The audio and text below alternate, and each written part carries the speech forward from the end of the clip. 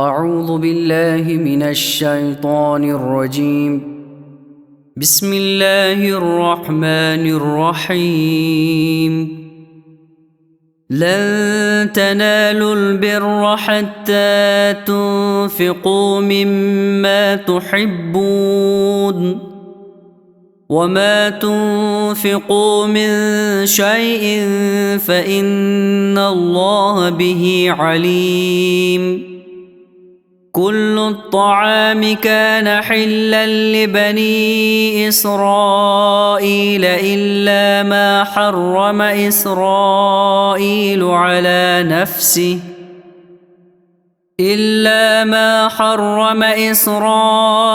على نفسه من قبل أن تنزل التوراة. قل فأتوا بالتوراة فاتلوها إن كنتم صادقين. فمن افترى على الله الكذب من بعد ذلك فأولئك هم الظالمون. قل صدق الله. فاتبعوا ملة إبراهيم حنيفا وما كان من المشركين. إن أول بيت وضع للناس للذي ببكة مباركا وهدى للعالمين.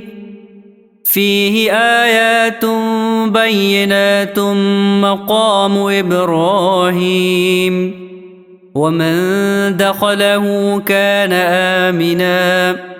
ولله على الناس حج البيت من استطاع إليه سبيلا ومن كفر فإن الله غني عن العالمين.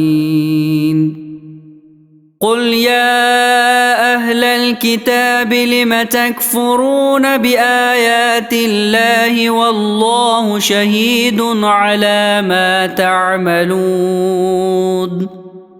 قل يا أهل الكتاب لم تصدون عن سبيل الله من آمن تبغونها عوجا وأنتم شهداء وما الله بغافل عما تعملون.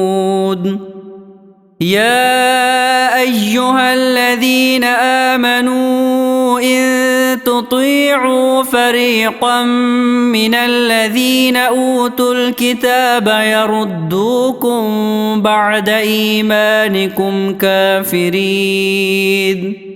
وكيف تكفرون وأنتم تتلى عليكم آيات الله وفيكم رسوله ومن يعتصم بالله فقد هدي إلى صراط مستقيم.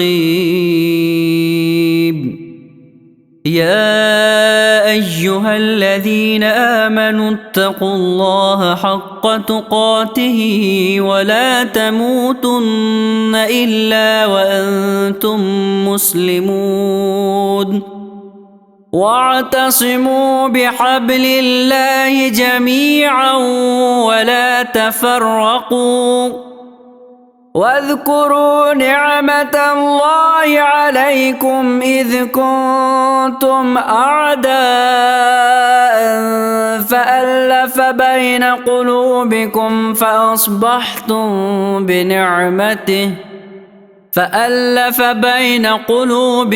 فأصبحتم بنعمته إخوانا وكنتم على شفا حفرة من النار فأنقذكم منها.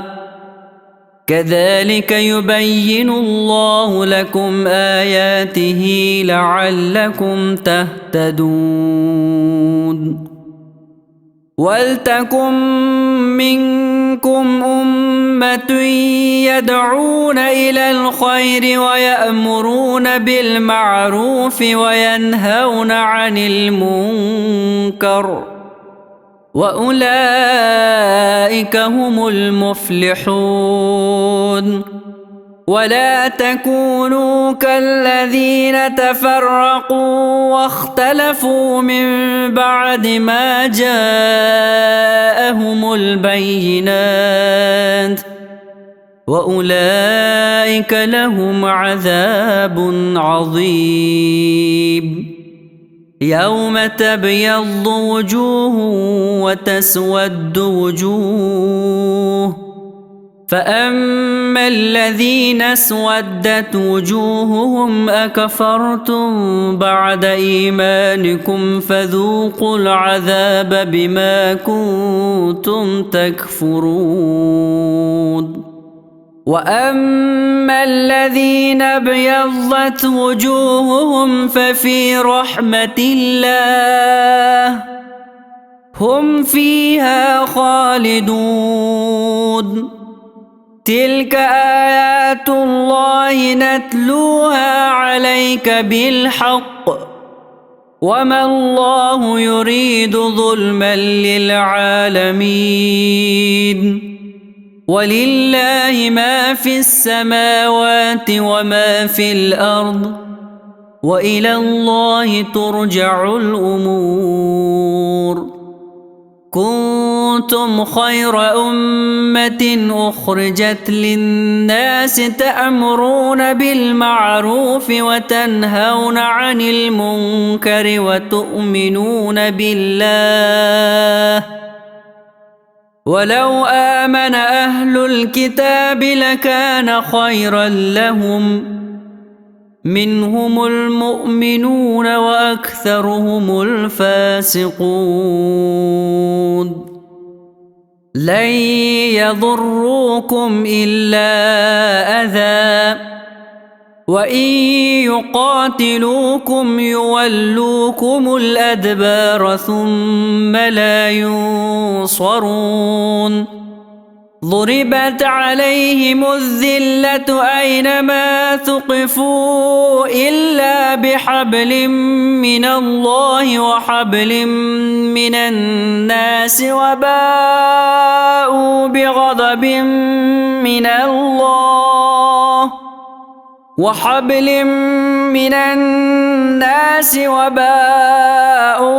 بغضب من الله وضربت عليهم المسكنة ذلك بأنهم كانوا يكفرون بآيات الله ويقتلون الأنبياء بغير حق ذلك بما عصوا وكانوا يعتدون. ليسوا سواء من أهل الكتاب أمة قائمة يتلون آيات الله آناء الليل وهم يسجدون يؤمنون بالله واليوم الآخر ويأمرون بالمعروف وينهون عن المنكر ويسارعون في الخيرات وأولئك من الصالحين. وما يفعلوا من خير فلن يكفروه والله عليم بالمتقين. إن الذين كفروا لن تغني عنهم أموالهم ولا أولادهم من الله شيئا وأولئك أصحاب النار هم فيها خالدون. مثل ما ينفقون في هذه الحياة الدنيا كمثل ريح فيها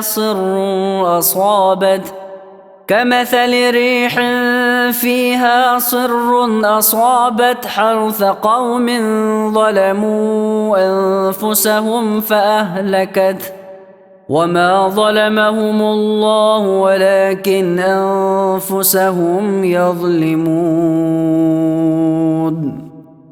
يا أيها الذين آمنوا لا تتخذوا بطانة من دونكم لا يألونكم خبالا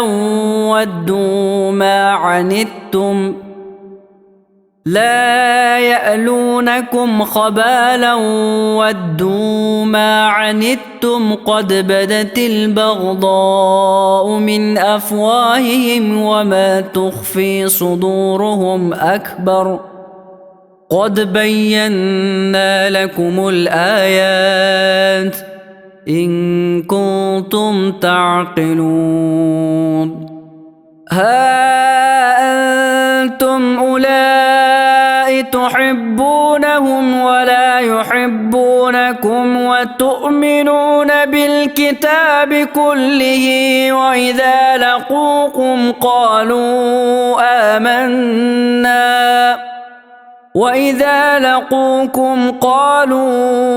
آمنا وإذا خلوا عضوا عليكم الأنامل من الغيظ قل موتوا بغيظكم إن الله عليم بذات الصدور. إن تمسسكم حسنة تسؤهم وإن تصبكم سيئة يفرحوا بها وإن تصبروا وتتقوا لا يضركم كيدهم شيئا إن الله بما يعملون محيط. وإذ غدوت من أهلك تبوئ المؤمنين مقاعد للقتال والله سميع عليم. إذ همت طائفتان منكم أن تفشلا والله وليهما وعلى الله فليتوكل المؤمنون.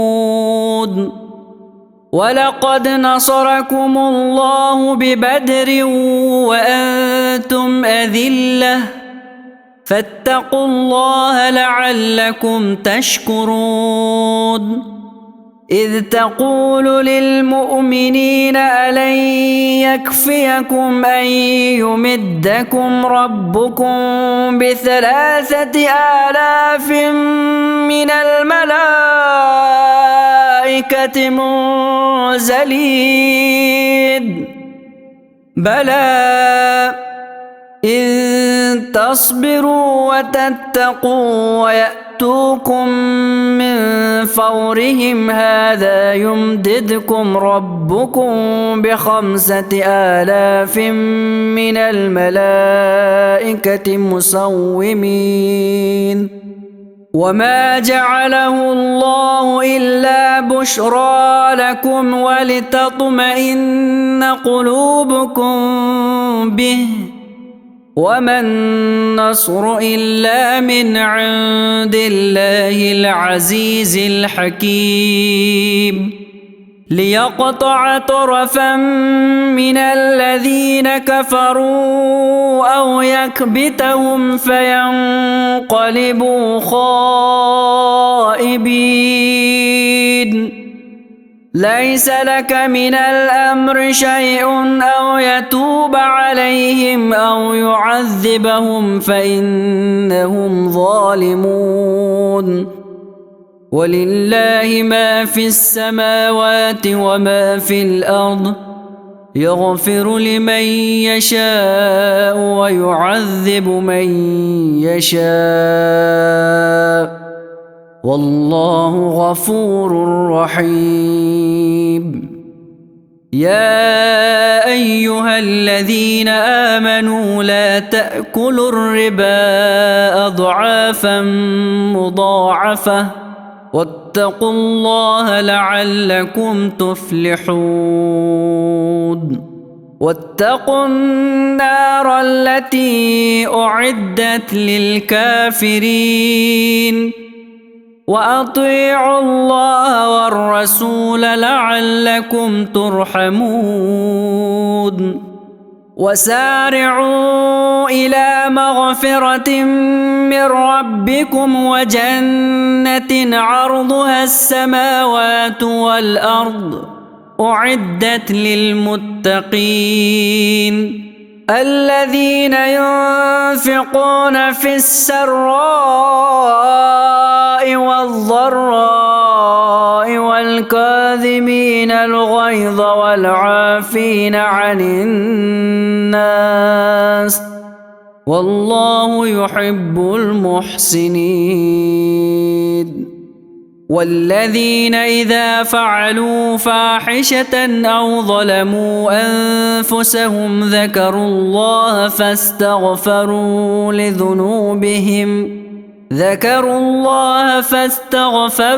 لذنوبهم ومن يغفر الذنوب إلا الله ولم يصروا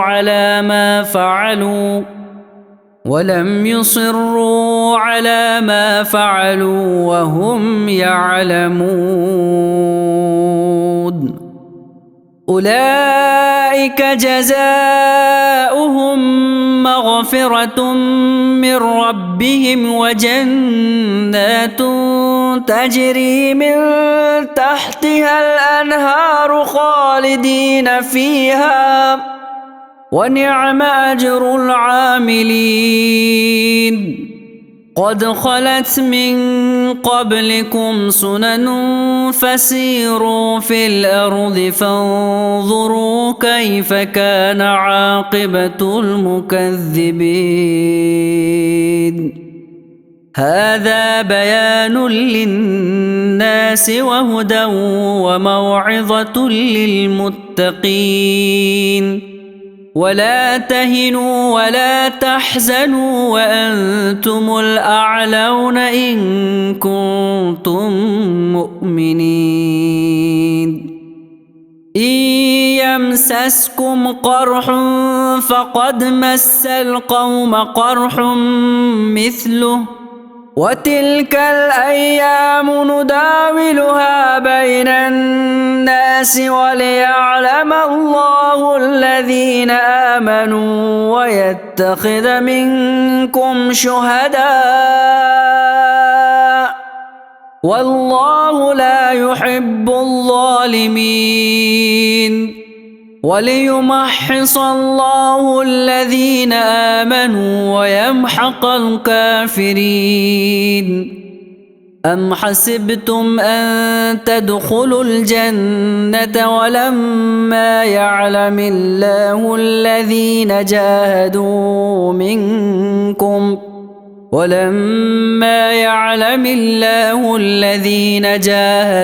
منكم ويعلم الصابرين. ولقد كنتم تمنون الموت من قبل أن تلقوه فقد رأيتموه وأنتم تنظرون. وما محمد إلا رسول قد خلت من قبله الرسل أفإن مات أو قتل انقلبتم على أعقابكم ومن ينقلب على عقبيه فلن يضر الله شيئا وسيجزي الله الشاكرين. وما كان لنفس أن تموت إلا بإذن الله كتابا مؤجلا ومن يرد ثواب الدنيا نؤته منها ومن يرد ثواب الآخرة نؤته نؤته منها وسنجزي الشاكرين. وكأي من نبي قاتل معه ربيون كثير فما وهنوا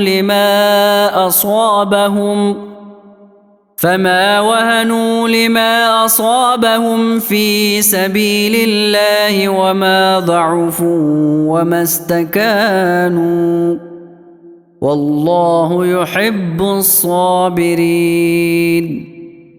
وما كان قولهم إلا أن قالوا ربنا اغفر لنا ذنوبنا وإسرافنا في أمرنا وثبت أقدامنا وانصرنا على القوم الكافرين. فآتاهم الله ثواب الدنيا وحسن ثواب الآخرة والله يحب المحسنين. يا أيها الذين آمنوا إن تطيعوا الذين كفروا يردوكم على أعقابكم فتنقلبوا خاسرين. بل الله مولاكم وهو خير الناصرين. سنلقي في قلوب الذين كفروا الرعب بما أشركوا بالله ما لم ينزل به سلطانا ومأواهم النار وبئس مثوى الظالمين. ولقد صدقكم الله وعده إذ تحسونهم بإذنه حتى إذا فشلتم وتنازعتم في الأمر وعصيتم من بعد ما أراكم ما تحبون منكم من يريد الدنيا ومنكم من يريد الآخرة ثم صرفكم عنهم ليبتليكم ولقد عفا عنكم والله ذو فضل على المؤمنين. إذ تصعدون ولا تلوون على أحد والرسول يدعوكم في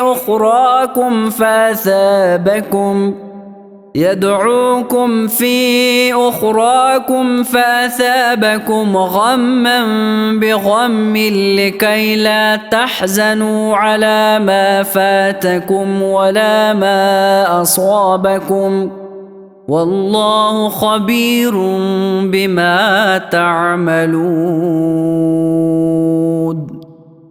ثم أنزل عليكم من بعد الغم أمنة نعاسا يغشى طائفة منكم وطائفة قد أهمتهم أنفسهم يظنون بالله غير الحق ظن الجاهلية يقولون هل لنا من الأمر من شيء قل إن الأمر كله لله يخفون في أنفسهم ما لا يبدون لك يقولون لو كان لنا من الأمر شيء ما قتلنا هاهنا قل لو كنتم في بيوتكم لبرز الذين كتب عليهم القتل إلى مضاجعهم وليبتلي الله ما في صدوركم وليمحص ما في قلوبكم والله عليم بذات الصدور. إن الذين تولوا منكم يوم التقى الجمعان إنما استزلهم الشيطان ببعض ما كسبوا ولقد عفى الله عنهم إن الله غفور حليم. يا أيها الذين آمنوا لا تكونوا كالذين كفروا وقالوا لإخوانهم إذا ضربوا في الأرض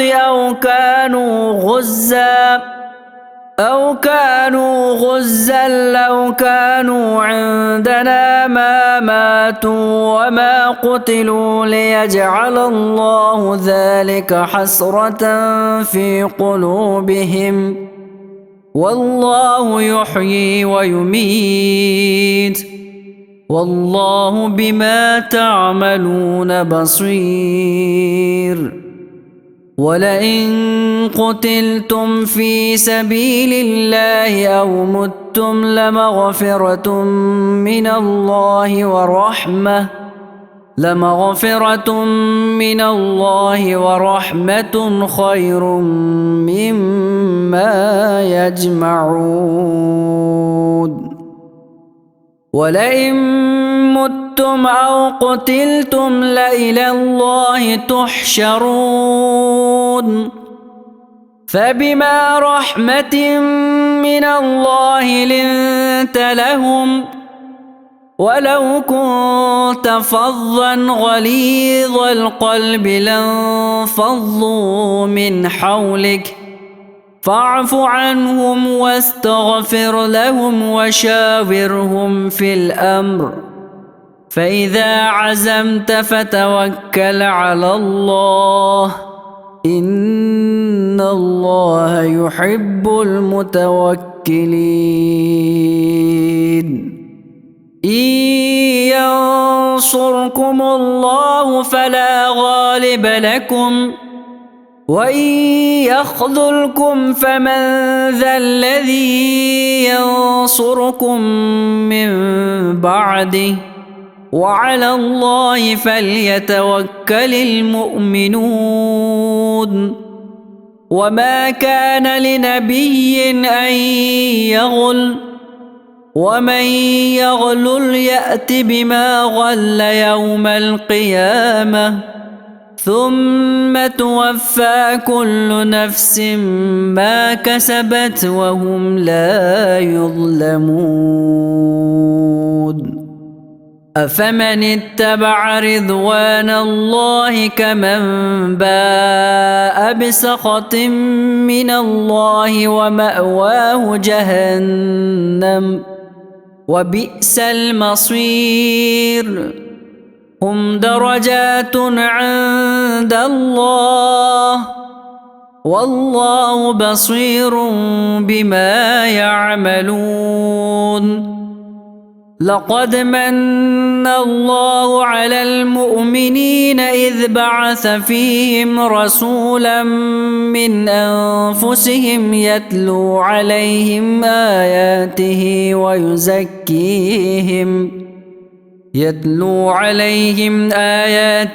ويزكيهم ويعلمهم الكتاب والحكمة وإن كانوا من قبل لفي ضلال مبين.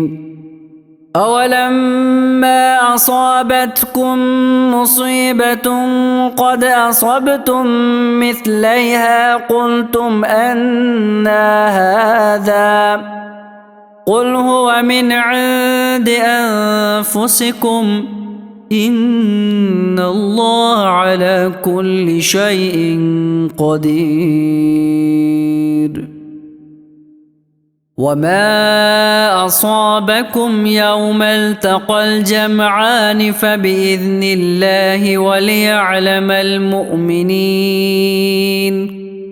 وليعلم الذين نافقوا وقيل لهم تعالوا قاتلوا في سبيل الله أو ادفعوا قالوا لو نعلم قتالا لاتبعناكم هم للكفر يومئذ أقرب منهم للإيمان يقولون بأفواههم ما ليس في قلوبهم والله أعلم بما يكتمون الذين قالوا لإخوانهم وقعدوا لو أطاعونا ما قتلوا قل فادرءوا عن أنفسكم الموت إن كنتم صادقين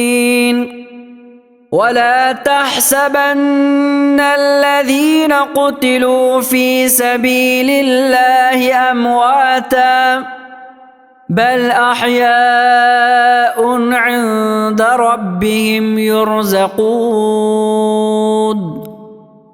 فرحين بما آتاهم الله من فضله ويستبشرون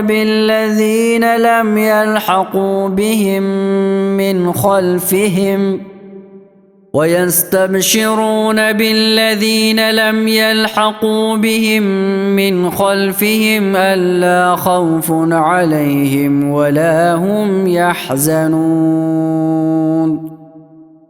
يستبشرون بنعمة من الله وفضل وأن الله لا يضيع أجر المؤمنين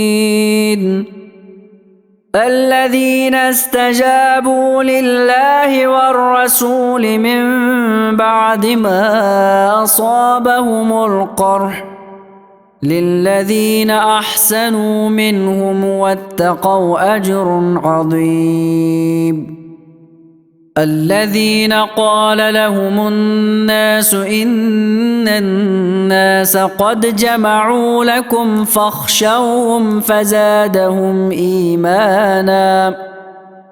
فزادهم إيمانا وقالوا حسبنا الله ونعم الوكيل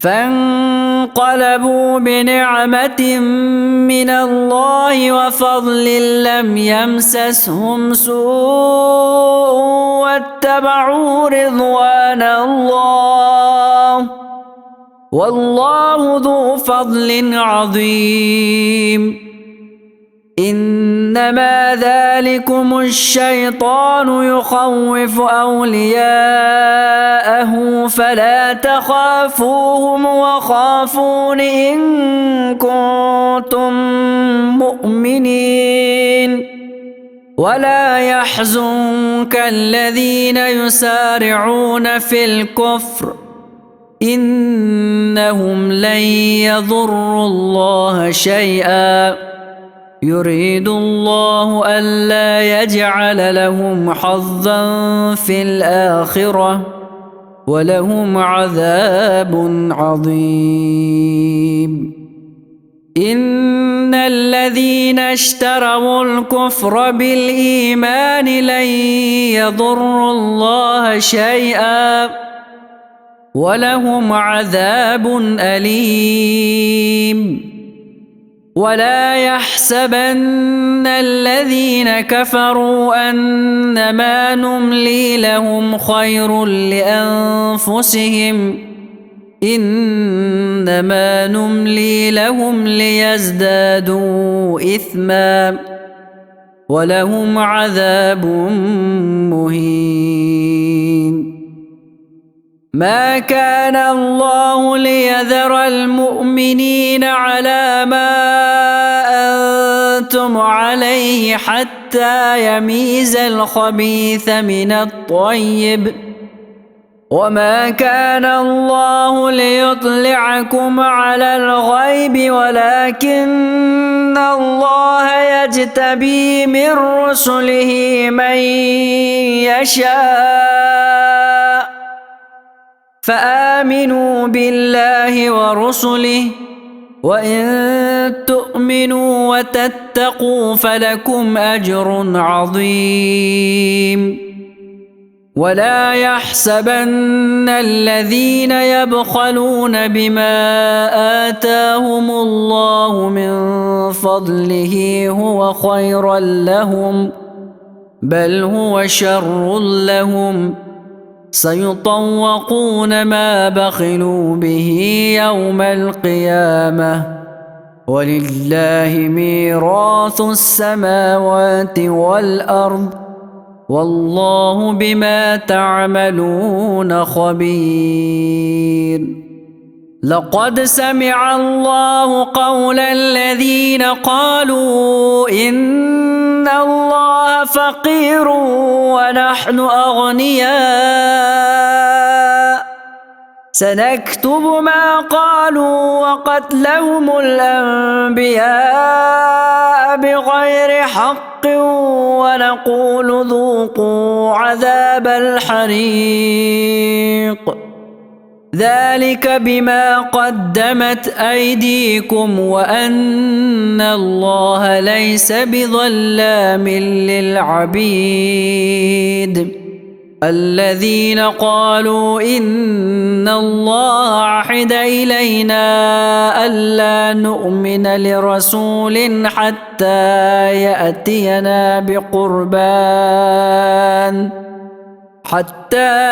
يأتينا بقربان تأكله النار.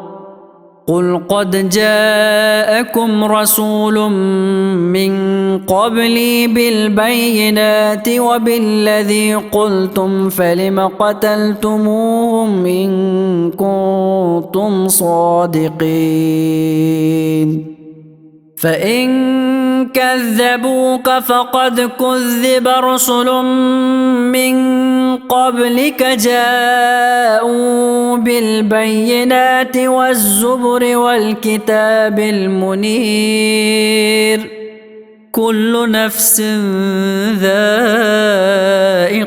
الموت، وإنما توفون أجوركم يوم القيامة، فمن زحزح عن النار وأدخل الجنة فقد فاز، وما الحياة الدنيا إلا متاع الغرور.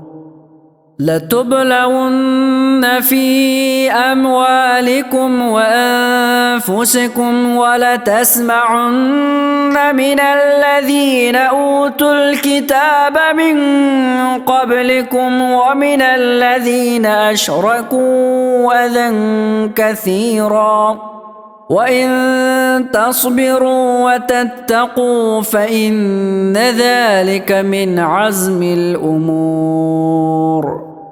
وإذ أخذ الله ميثاق الذين أوتوا الكتاب لتبيننه للناس ولا تكتمونه فنبذوه وراء ظهورهم واشتروا به ثمنا قليلا، فبئس ما يشترون. لا تحسبن الذين يفرحون بما أتوا ويحبون أن يحمدوا بما لم يفعلوا فلا تحسبنهم بمفازة من العذاب، ولهم عذاب أليم.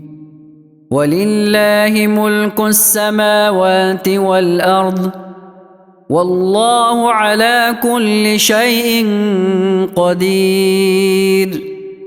إن في خلق السماوات والأرض واختلاف الليل والنهار لآيات لأولي الألباب. الذين يذكرون الله قياما وقعودا وعلى جنوبهم ويتفكرون في خلق السماوات والأرض ربنا ما خلقت هذا باطلا سبحانك فقنا عذاب النار ربنا إنك من تدخل النار فقد أخزيته وما للظالمين من أنصار ربنا إننا سمعنا مناديا ينادي للإيمان أن آمنوا بربكم فآمنا ربنا فاغفر لنا ذنوبنا وكفر عنا سيئاتنا وتوفنا مع الأبرار ربنا وآتنا ما وعدتنا على رسلك ولا تخزنا يوم القيامة إنك لا تخلف الميعاد فاستجاب لهم ربهم أني لا أضيع عمل عامل منكم من ذكر أو أنثى بعضكم من بعض فالذين هاجروا وأخرجوا من ديارهم وأوذوا في سبيلي وقاتلوا وقتلوا لأكفرن عنهم سيئاتهم ولأدخلنهم جنات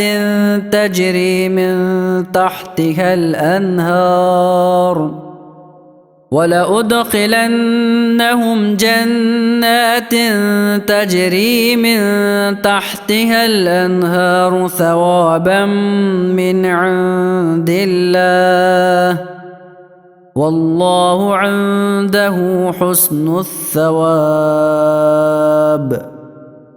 لا يغرنك تقلب الذين كفروا في البلاد متاع قليل ثم مأواهم جهنم وبئس المهاد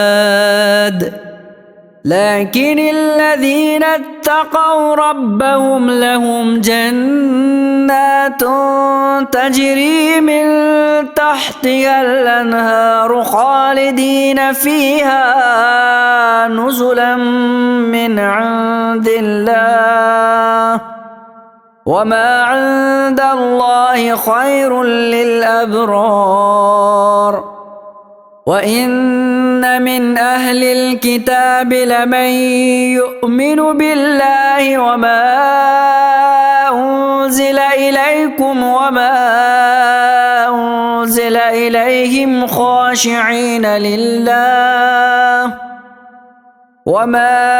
أنزل إليهم خاشعين لله لا يشترون بآيات الله ثمنا قليلا أولئك لهم أجرهم عند ربهم إن الله سريع الحساب يا أيها الذين آمنوا اصبروا وصابروا ورابطوا واتقوا الله لعلكم تفلحون بسم الله الرحمن الرحيم يا أيها الناس اتقوا ربكم الذي خلقكم من نفس واحدة وخلق منها زوجها وبث منهما رجالا كثيرا ونساء واتقوا الله الذي تساءلون به والأرحام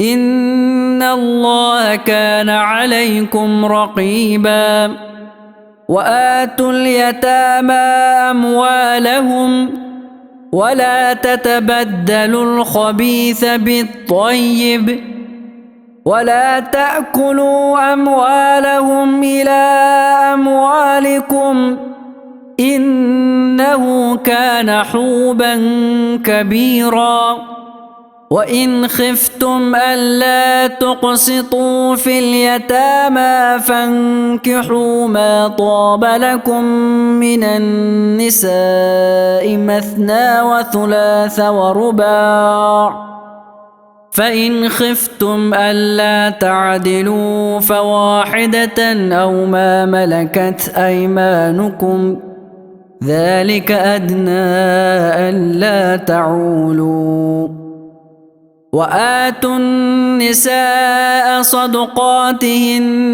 نحلة فإن طبن لكم عن شيء منه نفسا فكلوه هنيئا مريئا ولا تؤتوا السفهاء أموالكم التي جعل الله لكم قياما وارزقوهم فيها واكسوهم وقولوا لهم قولا معروفا وابتلوا اليتامى حتى إذا بلغوا النكاح فإن آنستم منهم رشدا فادفعوا إليهم أموالهم ولا تأكلوها إسرافا وبدارا أن يكبروا ومن كان غنيا فليستعفف ومن كان فقيرا فليأكل بالمعروف فإذا دفعتم إليهم أموالهم فأشهدوا عليهم وكفى بالله حسيبا للرجال نصيب مما ترك الوالدان والأقربون وللنساء نصيب مما ترك الوالدان والأقربون مما قل منه أو كثر نصيبا مفروضا وإذا حضر القسمة أولو القربى واليتامى والمساكين فارزقوهم منه وقولوا لهم قولا معروفا وليخشى الذين لو تركوا من خلفهم ذرية ضعافا خافوا عليهم فليتقوا الله وليقولوا قولا سديدا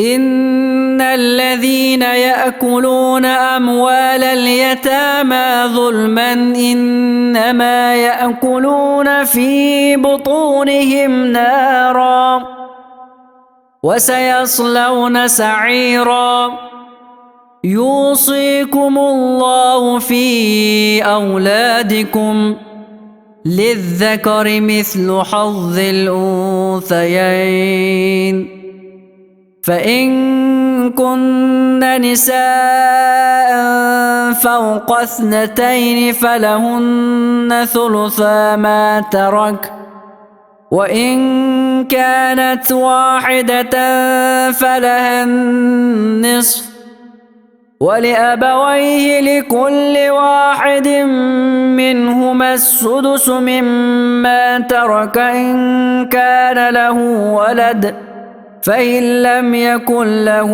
ولد وورثه أبواه فلأمه الثلث فإن كان له إخوة فلأمه السدس من بعد وصية يوصي بها أو دين.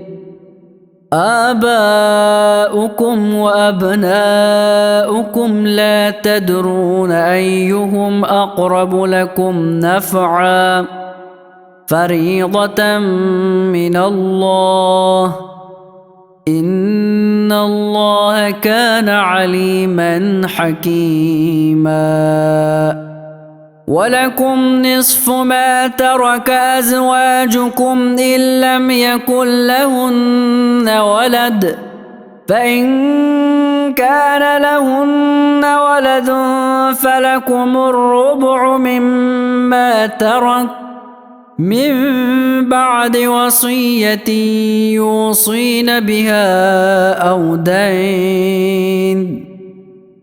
ولهن الربع مما تركتم إن لم يكن لكم ولد فإن كان لكم ولد فلهن الثمن مما تركتم من بعد وصية توصون بها أو دين.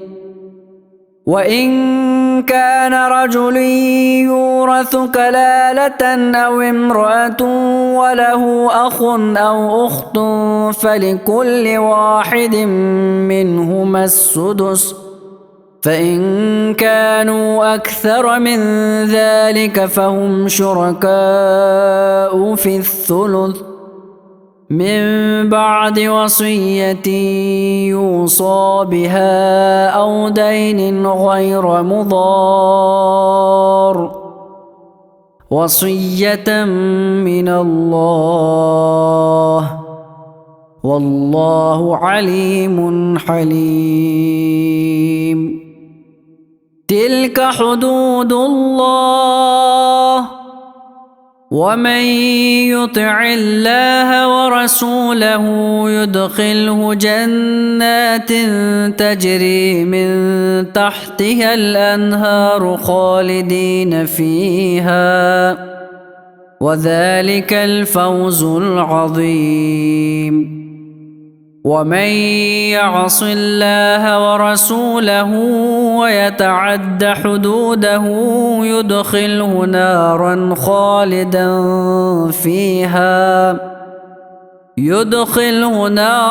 خالدا فيها وله عذاب مهين.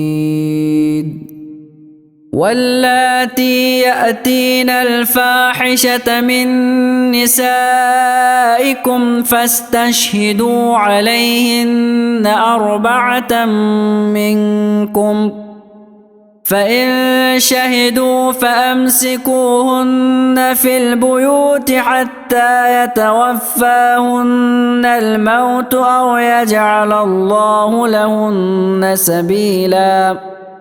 واللذان يأتيانها منكم فآذوهما فإن تابا وأصلحا فأعرضوا عنهما إن الله كان توابا رحيما. إنما التوبة على الله للذين يعملون السوء بجهالة ثم يتوبون من قريب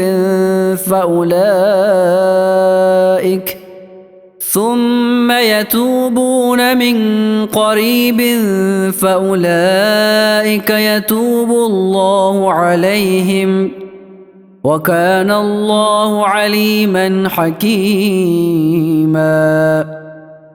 وليست التوبة للذين يعملون السيئات حتى إذا حضر أحدهم الموت قال إني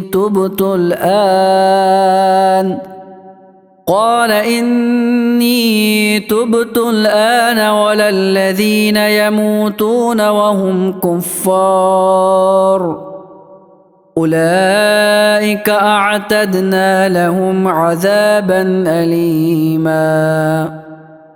يا أيها الذين آمنوا لا يحل لكم أن ترثوا النساء كرها ولا تعضلوهن لتذهبوا ببعض ما آتيتموهن إلا أن يأتين بفاحشة مبينة وعاشروهن بالمعروف فإن كرهتموهن فعسى أن تكرهوا شيئا ويجعل الله فيه خيرا كثيرا وإن أردتم استبدال زوج مكان زوج وآتيتم إحداهن قنطارا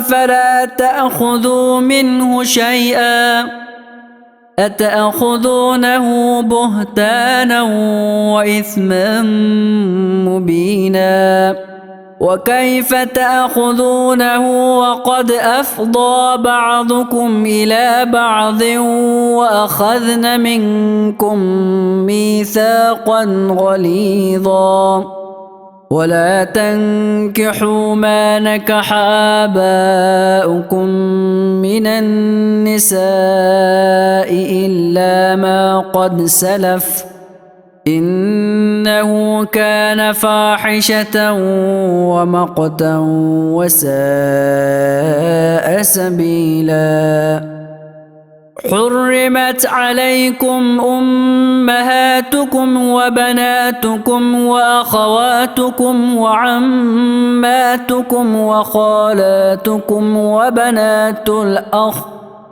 وخالاتكم وبنات الأخ وبنات الأخت وأمهاتكم اللاتي أرضعنكم وأخواتكم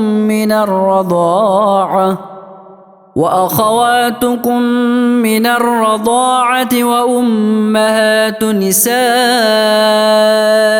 وربائبكم اللاتي في حجوركم من